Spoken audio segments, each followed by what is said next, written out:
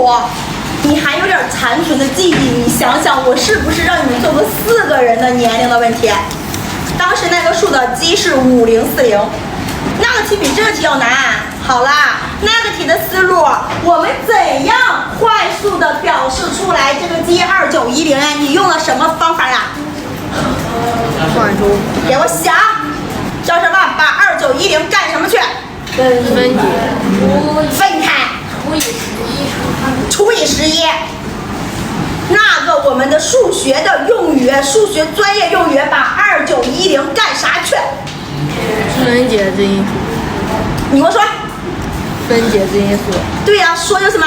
分解质因数，数学专业用语，还拆开，还分开。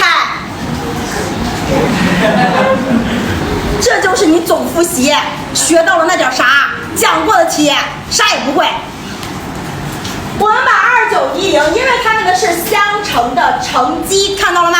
我们想把它变成谁乘谁乘谁，最简单最直接的方法，不是你去蒙，不是你去设，而是分解质因数。你们刚才说的一个短除，对，短除是分解质因数的一个辅助形式啊，辅助手段。2910先除以5去，582，再除以2去，291，再除以3去，然后是97，97还能再分吧？这是100以内最大的质数啊。然后2910，我再问一遍，这一步叫什么？分解质因数。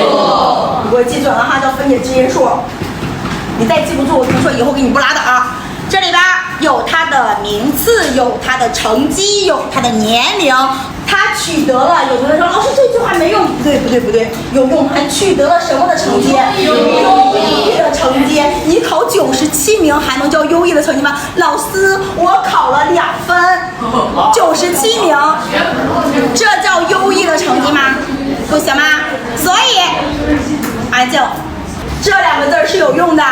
然后他的年龄在11到15岁之间，我们先看看年龄11到15哪个数？35，15岁。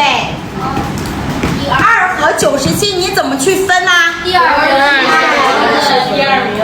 二名，千万别给我搞到97名啊！分数考了97分，这个是解题的关键，这个生活常识啊。给我整，给我改，空着的同学我要下去看一圈了啊！我得把答案抓紧时间擦掉，然后我去看一圈。完了，完了。谁再也不会揍谁。